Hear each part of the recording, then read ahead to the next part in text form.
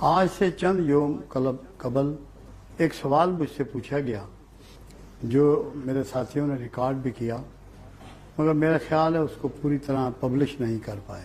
سوال یہ تھا، یہ کیسے پتہ چلے کہ استاد یا مرشد کا فیض آپ کو نصیب ہونا شروع ہو گیا ہے؟ یہ اتنا بنیادی سوال ہے کہ میرا یہ خیال ہے ہر وہ شخص جو کسی استاد سے، کسی مرشد سے جڑا ہوا ہے، وابستہ ہے، وہ اس الجھن میں ضرور ہے کہ میں نے کیا کھویا ہے اور کیا پایا ہے۔ میں نے چاہا کہ آج اس سوال کا تذکرہ میں کروں، جواب تو میں اس کا دے چکا ہوں۔ میں نے کہا پروردگار عالم کا طریقہ یہ ہے اور اللہ کی سنت یہ ہے کہ اللہ جب کسی پر رحمت کا ارادہ کرتا ہے اس کی آنکھ اس پر کھول دیتا ہے۔ کیوں؟ اس کا مطلب یہ ہے کہ وہ اپنا محاسبہ شروع کر دیتا ہے، وہ انڈیویجول جس پر اس کا کرم ہوتا ہے۔ اس کا مطلب یہ ہوتا ہے کہ اس کا مرشد سچل ہے، ورنہ یہ کیفیت پیدا ہو ہی نہیں سکتی کہ بندے میں یہ احساس پیدا ہو کہ میں نے کیا کیا کیا ہے، کیا کیا کرتا ہوں، دن رات کیسے گزارتا ہوں، کاروبار کیسے کرتا ہوں، معاملات کیسے کرتا ہوں، زندگی کیسے بتا رہا ہوں میں۔ یہ وہ بنیادی شرط ہے جو اس میں پیدا ہوتی ہے، یعنی کہ اپنا احتساب۔ صوفیوں کے ہاں اس کو سیلف مانیٹرنگ کہتے ہیں، کہ جہاں سے تصوف کی بنیادیں کھڑی ہوتی ہیں، اٹھائی جاتی ہیں، اسے کہتے ہیں سیلف مانیٹرنگ۔ تو اللہ وہ کیفیت آپ میں پیدا کرتا ہے کہ آپ کی آنکھ پر کھول دیتا ہے۔ دوسری کیفیت کیا پیدا ہوتی ہے، وہ بھی پروردگار عالم ہی فرماتا ہے کہ میں بندے کو دین کی سمجھ عطا کر دیتا ہوں۔ جب آپ کو دین سمجھ آنا شروع ہو جائے تو آپ سمجھ لیں کہ مرشد کامل ہے اور مرشد سچل ہے، استاد آپ کا مکمل ہے۔ تیسری چیز، جب آپ کو اللہ کی، رسول کی اور مرشد کی محبت بڑھتی چلی جائے، اس میں اضافہ ہونا شروع ہو جائے، تب بھی سمجھ لیں کہ مرشد مکمل ہے، کامل ہے۔ اس میں خوابوں کی کوئی کہانی نہیں ہے۔ تصوف کو خوابوں سے جوڑ دیا گیا ہے، یہ بڑے ظلم اور زیادتی کی بات ہے۔ تصوف کریکٹر کا نام ہے، رویے کا نام ہے، ایٹیٹیوڈ کا نام ہے، بیہیویئر کا نام ہے، دین کا نام ہے، حکمت کا نام ہے، دانائی کا نام ہے۔ تقدیریں بدلنے کا نسخہ ہے، یہ کیفیات بدلنے کا نسخہ ہے۔ یہ خواب دیکھنے کی کہانی نہیں ہے۔ خواب کی تو حقیقت یہ ہے کہ آپ نے خواب میں کھانا کھا لیا، اٹھتے ہی بیوی سے کہتے ہیں ناشتہ بنا، اس کا مطلب ہے اس کا عملی زندگی سے کوئی تعلق ہی نہیں ہے۔ خواب انبیاء کی اللہ کا معاملہ تھا، انبیاء کے ساتھ، بہت بڑے بڑے ولیوں کے ساتھ بھی ہوتا ہے، پیغام بھی ملتے ہیں اس میں۔ میں خوابوں کی نفی نہیں کر رہا، میں بتانا یہ چاہتا ہوں کہ خوابوں کی دنیا سے نکل کے زندگی کی عملی زندگی میں قدم رکھیں اور اس میں سیکھیں، اس میں آگے بڑھیں، اس میں اپنے آپ کو بہتر کریں۔ اب میرے ساتھ لوگ یہاں 30 سال سے وابستہ ہیں، 30 سال ہو گئے۔ 94 سے یہ سلسلہ شروع ہوا، 2023 کی اپریل میں آ گئے۔ سب کو اپنے اندر جھانکنے کی ضرورت ہے کہ ہم نے کیا کھویا اور کیا پایا۔ اگر یہ سمجھیں کہ ہمارا پیسہ بڑھ گیا، مرشد کا اس میں کوئی رول نہیں۔ دولت کو تو میرے آقا نے کہا کہ میری امت کا فتنہ ہے۔ اگر دولت بڑھ رہی ہے تو فتنہ بڑھ رہا ہے، آپ کے گھروں میں فتنہ پھیل رہا ہے، فتنے نے جگہ بنا لی ہے۔ دولت رحمت نہیں ہے۔ اس غلط فہمی میں کوئی نہ رہے کہ دولت بڑھ گئی، مرشد کا ہاتھ پکڑ لیا۔ ایمان بڑھے گا، تقوی بڑھے گا، حیا بڑھے گی، احساس بڑھے گا، ندامت بڑھے گی، محبت بڑھے گی، ممتا بڑھے گی، ذمہ داری بڑھے گی، اخلاص بڑھے گا۔ یہ چیزیں اگر بڑھ رہی ہیں اور ان میں اضافہ ہو رہا ہے تو پھر آپ یہ سمجھ سکتے ہیں کہ اللہ والا جو ہے وہ سچل ہے اور وہ آپ کو کچھ دے رہا ہے۔ اگر یہ نہیں ہے تو خدا کا واسطہ ہے، زندگی میں آپ جہاں کہیں بھی ہوں اپنا وقت ضائع مت کریں، وقت کو بچائیں، برباد مت کریں، اپنی انرجی برباد مت کریں۔ وہاں جائیں جہاں آپ کو دین سمجھ میں آ جائے، جہاں آپ کو حکمت سمجھ میں آ جائے، تب بات بنے گی۔ یہ بہت ضروری تھا یہ بات کرنی، تاکہ لوگوں تک یہ بات جانی چاہیے، اور یہ بہت ضرورت ہے ہمیں اس کی۔ اس کے علاوہ رمضان گزر گیا، 2 عشرے گزر گئے، ہم لوگوں نے کبھی سنجیدگی سے رمضان کو لیا کہ اس میں پیغام کیا ہے، وہ چاہتا کیا ہے پروردگار، اسے کیا پڑی ہوئی ہے؟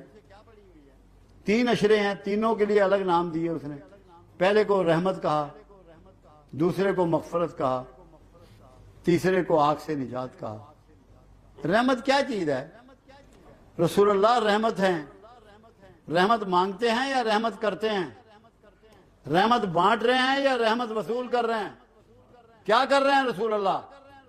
آپ رحمت وصول کرنے کے چکر میں پڑے ہوئے ہیں اور چاہتے یہ ہیں کہ رمضان کے فیوض آپ کو مل جائیں۔ کیسے ممکن ہے؟ آپ کو رحمت بن کے رحمت بانٹنی ہے، پہلے 10 دن اس بات کی پریکٹس ہے جو آپ نے ابھی گما دیے ہیں، گزر گئے ہیں 10 دن۔ یہ اس کے لیے نہیں ہے کہ آپ کو یہ سیدھے جنت میں آپ جا رہے ہیں، یہ کام کریں گے تو جنت تو آپ کو اللہ ایسے ہی پیش کر دے گا جھونگے میں، جب آپ رحمت بن جائیں گے اور رحمت تقسیم کریں گے۔ 10 دنوں میں اس کی پریکٹس کرنی ہے تاکہ زندگی میں آپ کی یہ پریکٹس جاری و ساری رہے، آپ رحمت بن کے معاشرے میں خدمت کرتے رہیں، کام کرتے رہیں، تقسیم کرتے رہیں، دکھ بانٹتے رہیں، ہمدردیاں بانٹتے رہیں، مامتا بانٹتے رہیں۔ دوسرا عشرہ مغفرت، آپ کو لینی ہے مغفرت یا لوگوں کو معاف کرنا ہے؟ جب تک آپ لوگوں کو معاف نہیں کریں گے اللہ سے کس منہ سے معافی مانگیں گے؟ خود تمہیں اختیار دیا دوسروں کو معاف کرنے کا، اپنا اختیار استعمال نہیں کرتے ہو، اللہ سے چاہتے ہو کہ اپنا اختیار کرے، استعمال کرے اور تمہیں معاف کر دے۔ دھوکے میں مت رہیں، جس کسی نے آپ کے ساتھ زیادتی کی ہے اس کو معاف کریں۔ یہ ہے عشرہ مغفرت، اور معافی لیں بھی، یہ دوہرا عمل ہے، معاف کرنا بھی ہے، معاف کروانا بھی ہے۔ اس سے بڑا کوئی عمل نہیں ہے، اس کو سمیٹنا ہے، اس کو پکڑنا ہے، اس کو سیکھنا ہے، اس کو سمجھنا ہے۔ تیسرا عشرہ آگ سے نجات۔ آگ کدھر ہے؟ کو آپ کو دوزخ میں ڈالا جا رہا ہے؟ اللہ تو کہتا ہے مجھے کیا پڑی ہے کہ میں انہیں آگ میں ڈالوں، یہ تو خود چھلانگے مارتے ہیں۔ تو آگ کدھر ہے؟ آگ ہے حسد میں، آگ ہے غصے میں، آگ ہے نفرت میں، آگ ہے بدلے میں۔ تو یہ 4 چیزیں چھوڑ دو، آگ سے نجات مل جائے گی۔ چھوڑ دو، معاشرے کو گلزار بنا دو، نفرت چھوڑو، غصہ چھوڑو، ضد چھوڑو، حسد چھوڑو، بدلہ چھوڑو۔ مجھے اگلے دن ایک بابے نے پاگل کر دیا، جھلا کر دیا، کہنے لگے کہ میں عمرہ کر رہا تھا، عمرہ کرتے ہوئے صفا مروہ میں ایک ملنگ سا مجھے مل گیا، اس نے مجھے بٹھا لیا، اس نے کہا کیا کر رہا ہے؟ اس نے کہا صفا مروہ کی صحیح کر رہا ہوں۔ اس نے کہا یہ تو حاجرہ کی سنت ہے، تو یہ بتا کہ رسول اللہ کی کون سی سنت پہ عمل کر رہا ہے؟ جو سنتیں تم پر لاگو ہیں، جس کی پیروی تمہارے اوپر فرض ہے۔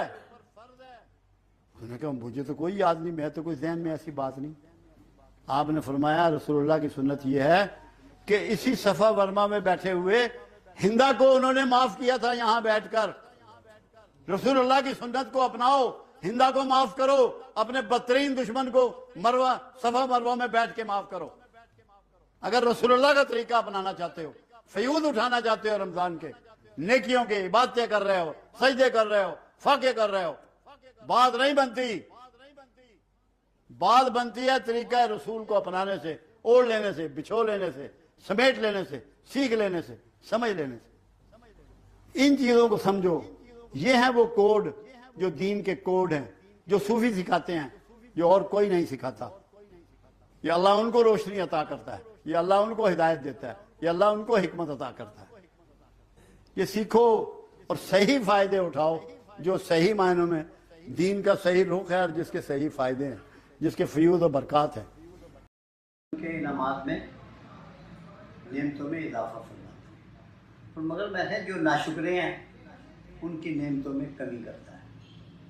میں پاکستان میں مجھے کوئی ایک شخص بتائیں جس کی زبان پر کلمہ شکر ہو، موسم کا، حالات کا، حکومت کا، عہدیداروں کا، رشتہ داروں کا، برادری کا، پڑوسیوں کا، ملازموں کا، خوراک کا، لباس کا، سبزی کا، پھل کا، دودھ کا، گوشت کا، شہد کا، ہر چیز کا سارا دن نقائص بیان کرتے ہیں اور چاہتے یہ ہیں کہ اللہ کے انعامات ان پر برستے رہیں۔ شکر گزاری شروع کر دو नेमतें बरसनी शुरू हो गई। ये पैगाम रह गया था, ये पूरा हो गया ना अब। यानी कि शिकवा नहीं करना, शिकवा नहीं करना। अल्लाह ने ये जुबान शिकवे के लिए दी नहीं, शुक्र के लिए दी है। बाबा जी किसी ने आपने फरमाया था कि शुक्र के भी 2 तरीके हैं, उसकी वजाहत ये तो बहुत से तरीके हैं शुक्र के। देखिए शुक्र खाली जुबान से नहीं है, अपने रिज़्क में किसी का हिस्सा भी डालना शुक्र है। आपने फरमाया था। देखें वो हमारे यहाँ क्या हो रहा है शुक्र का, खाना खाया ना अल्हम्दुलिल्लाह ऊंचा सा कहा, जैसे ये आवाज़ पहुंच जाएगी उनकी, वैसे इनकी फीलिंग अल्लाह को नहीं जा रही, इतना ऊंचा कहते हैं। शुक्र के लिए सबसे पुरानी जो मिसाल है ना, वो पुराने अम्बिया में से इदरीस अलैहिस्सलाम से बात पूछी गई कि अल्लाह के नबी शुक्र क्या है, मतलब सवाल किया गया। फरमाया जो कुछ तुझे अल्लाह ने अता किया उसकी तकसीम शुक्र है। सुभान अल्लाह, सुभान अल्लाह। दूसरा शुक्र ये है जब तू शिकवा छोड़ दे और सब्र इख्तियार कर ले तो ये भी शुक्र है। तीसरा ये है कि दुनिया में तुझे जो कुछ मिलेगा, इस मादी दुनिया में मादी इंसानों से मिलेगा, उनका शुक्र अदा करना भी अल्लाह ही का शुक्र अदा करने के बराबर है। क्यों, अगर जो आपसे डील कर रहा है उसका शुक्र अदा नहीं कर सकते तो आप अल्लाह के भी शुक्रगुजार नहीं हैं। लोगों को मुस्कुरा के मिलना, उनकी इज़्ज़त अफजाई करना, उनकी हौसला अफजाई करना, उनकी मायूसियों में कमी का सबब बनना, उनको पुरुम्मीद रखना, ये सब शुक्र के पहलू हैं। बाबा जी ये जो शुक्र है, अब दस्तरखान पे बैठे होते हैं, दूसरों का हिस्सा भी खा रहे हैं, प्लेट में सारा डोंगा डाल लिया और बाद में अल्हम्दुलिल्लाह पढ़ रहे हैं, ये शुक्र में आएगा? शुक्र ये है कि आपको ये पता हो कि डोंगे में 6 बोटियाँ हैं, हम 6 बंदे बैठे हुए हैं, मैंने 1.5 बोटी नहीं डालनी, 1 डालनी है। दूसरे को मैंने मद्देनजर रखना है, कोशिश करनी है कि पहले दूसरा आदमी इनिशिएट करे दस्तरखान पे, मैं ना करूं। जो पहल करता है, अपनी प्लेटें भरता है, वो सब नाशुक्र हैं।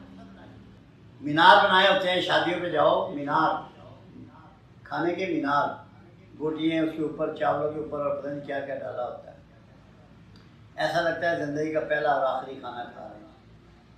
हालांकि वो उन्हीं के लिए पक्का होता है, और जितने भी हैं उसने बंदों को जितने बुलाए होते हैं उनका अरेंज किया होता है। जी बिल्कुल। आप इज्जत से और तहम्मुल से भी उसको खा सकते हैं। दूसरों का ये अदब करना जो है ये भी शुक्र है। उनका अदब करें कि भाई ये ले ले, पहले ये अपना हिस्सा ले ले, मैं थोड़ा सा इंतज़ार कर रहा हूँ। शुक्र बड़े वसी मायनों में है। बादब होना भी जो है ना, मुअद्दब होना भी शुक्र है। अब आप माँ बाप के सामने उफ नहीं कहते, ऊंची आवाज़ में नहीं बोलते, सराहने की तरफ नहीं बैठते, तो ये शुक्रगुजारी है।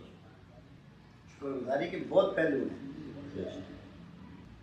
बाबा जी हम अल्लाह की मर्जी के बगैर शुक्र अदा कर सकते हैं? अगर इस तरह आप जाएं फिर तो जो कत्ल कर रहे हैं वो भी अल्लाह करवा रहा है आपसे। देखें, अल्लाह ने सिस्टम दिया, कुरान में अल्लाह ने वादे कर दिया, हम ही इल्हाम करते हैं तकवा और हम ही ने इल्हाम किया फिस्को फजूर। दोनों चीज़ें तुम्हें बता दी, उनमें से चॉइस तुम्हारी है कि तुम अल्लाह की तरफ जाते हो या तुम शैतान की तरफ जाते हो। ये तुम्हारा इख्तियार है, इसी वजह से तुम्हारी पूछ होगी।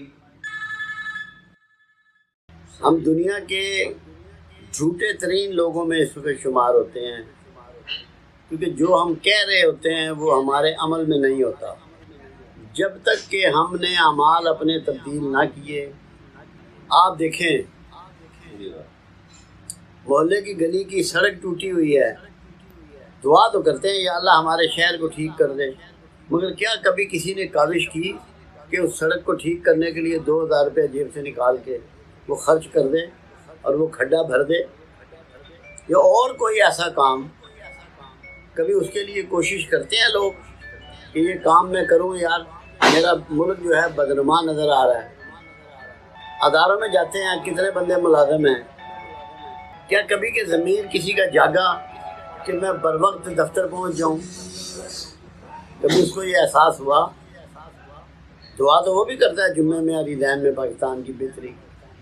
तो क्या इन बेअमल दुआओं से क्या पाकिस्तान की बेहतरी हो जाएगी? क्या ये मुमकिन है? मुझसे भी आप ऐसी दुआओं की तवक्को रखते हैं? मैं ज़िंदगी गुजर गई है, کوشش کرتا ہوں کہ کوئی ایسا کام نہ ہو جو خدا نخواستہ جس سے مملکت خدا داد پاکستان کو کوئی نقصان پہنچے، کوئی دکھ پہنچے، اس کے عوام کو کوئی تکلیف پہنچے۔ پھر میں دعا کرتا ہوں، دعا تو میں کرتا ہوں، تڑپ کے کرتا ہوں۔ ہمیں یہ سوچنا ہے کہ اللہ نے ملائیشیا میں مہاتیر محمد دے دیا، ایران میں احمدی نژاد دے دیا، ترکی میں اچھا حکمران دے دیا، مغرب میں اچھے حکمران ہیں، پاکستان میں آج تک نظام حکمرانی جو ہے وہ اس کے عوام کو مطمئن نہیں کر سکا، آگے لے کے نہیں چل سکا، ڈیٹوریشن ہوتی جا رہی ہے، ہم پیچھے مڑتے چلے جا رہے ہیں، کوئی کسی قسم کا کسی کو تحفظ حاصل نہیں ہے۔ تو کیا یہ خالی دعاؤں سے ہو جائے گا؟ ساری قوم مل کے اللہ کے حضور گر گڑائے، اپنے برے فعل چھوڑے، اللہ کے حضور توبہ کرے، اور پھر اللہ کے حضور سجدہ ریز ہو کر ریکویسٹ کرے کہ پروردگار عالم تو پاکستان کے لیے بہتری لکھ دے، اس کے مستقبل کو خوبصورت بنا دے، اس کو پائیدار بنا دے، برکت والا بنا دے، تمام مسلمانوں کے لیے اور تمام انسانوں کے لیے اس کو امن کی جگہ مقرر فرما دے، ہر آدمی یہاں عزت سے رہے، سکون سے رہے، اس کو تعلیم ملے، اس کو علاج ملے، اس کو خوراک ملے، اس کو عزت ملے، اور کسی میں کوئی فرق نہ ہو۔ اب آج کل بہت باتیں ہوتی ہیں فلاں ریاست مدینہ کی، اس کی ایک بنیاد ہی نہیں سمجھ میں آتی۔ فلاں تب شروع ہوتی ہے جب سب کچھ سب کے لیے ہو، جب لوگوں کے لیے الگ الگ فیسلٹیز ہوں، الگ الگ سیر کی جگہ ہو، الگ الگ کھانے پینے کے بندوبست ہوں، الگ الگ حقوق ہوں، الگ الگ فرائض ہوں، تو پھر کہاں برکتیں آتی ہیں؟ برکت تو تب آئے گی کہ جو ملازم ہے، جو خادم ہے، جو غلام ہے، اس کی باری پہ وہ اونٹ پہ بیٹھا ہو، اور خلیفہ کی باری پہ خلیفہ اونٹ پہ بیٹھا ہوا ہو۔ ویسے برکت نہیں آئے گی۔ دعائیں ضرور کریں، مگر دعا یہ کریں کہ یا اللہ ہمارے جھوٹ اور منافقت کو ہم سے نکال دے، ہمیں سچائی کے راستے پہ گامزن کر دے، ہمیں دوسرے کا ادب اور احترام کرنے کا سلیقہ عطا فرما دے، ہمیں اللہ اور رسول کے فرما برداری کا طریقہ عطا فرما دے، اور دوسروں کی عزت اور دوسروں کے حقوق کا تحفظ کرنے کا ڈھنگ ہمیں آ جائے، تو پھر انشاءاللہ اللہ تعالیٰ پاکستان کو بہت ترقی عطا فرمائے گا۔ جہاں تک ویسے سمجھنے کی بات ہے، میں پاکستان کے مستقبل سے پوری طرح پر امید ہوں، نئی نسل سے پر امید ہوں، اور اللہ سے یہ توقع کرتا ہوں کہ انشاءاللہ العزیز پاکستان دنیا میں بے پناہ عزت اور وقار حاصل کرے گا، بے پناہ عزت والی جگہ پہنچے گا، اور یہاں امن ہوگا، لوگوں کے حقوق محفوظ ہوں گے، لوگوں کی عزتیں محفوظ ہوں گی، ان کا جان و مال محفوظ ہوگا۔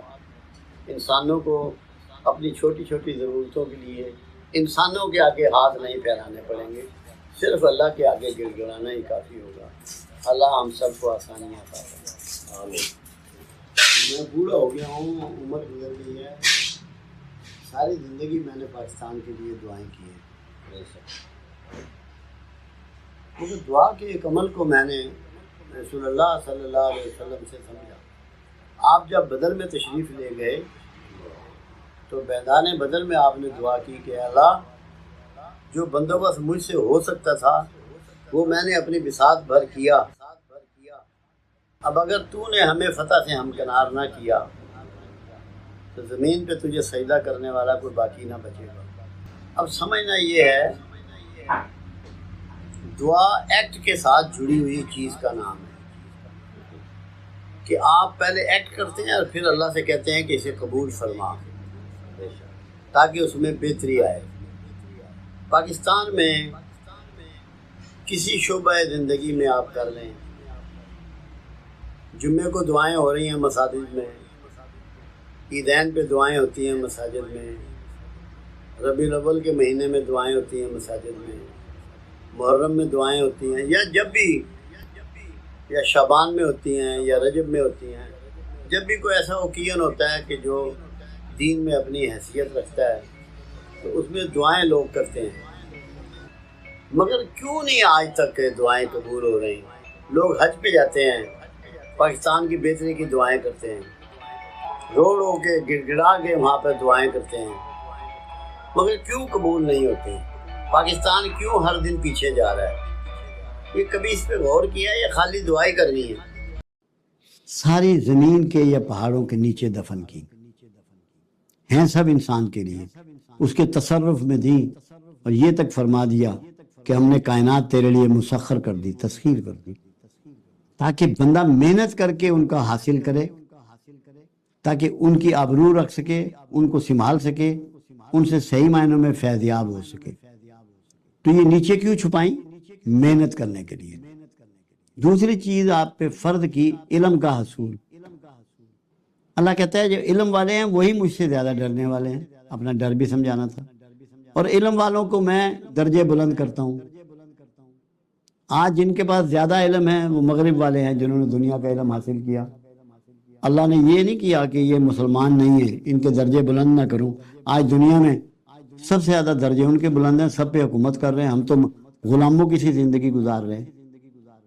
کیوں؟ کہ ہم نے علم میں کاوش چھوڑ دی، جدوجہد چھوڑ دی، تحقیق چھوڑ دی، جستجو چھوڑ دی۔ پھر اللہ نے یہ کہا کہ مجھے سب سے نزدیک میرے انعام یافتہ لوگ اور مقرب وہ ہیں جو کھڑے بیٹھے کروٹوں کے بل میری صنائی پہ غور کرتے ہیں، یعنی کہ پروڈکشن پہ، اس پہ پیدائش پہ، چیزوں کی بنانے پہ، صنائی، صنعت۔ غربت دور کرنے کے لیے علم کے ساتھ محنت اور سائنسی علوم کا ہونا لازمی۔ محنت کی بات آپ یہ سمجھ لیں، ایک شخص کہنے لگا میں بڑا مقروض ہوں، بڑا غریب ہوں، سارے اصحاب رسول بیٹھے ہوئے تھے، آپ بھی تشریف فرما تھے۔ آپ نے کہا تمہارے گھر میں کچھ ہے؟ فرمایا کہ لکڑی کا پیالہ ہے جس میں ہم پانی شانی پیتے ہیں، کھانا، اور بھی کوئی برتن ہے۔ فرمایا جاؤ لے آؤ۔ جب وہ گھر سے لے آئے آپ نے اس کی بولی لگوائی۔ اس طریقے کو لائنز کلب نے اپنایا۔ لائنز کلب ایک سسٹم ہے، انہوں نے اپنایا، وہ سامان کی بولی لگواتے ہیں اور اس کی قیمت لگوا کے وہ قیمت اس بندے کو دیتے ہیں، اسے کسی کام پہ لگاتے ہیں۔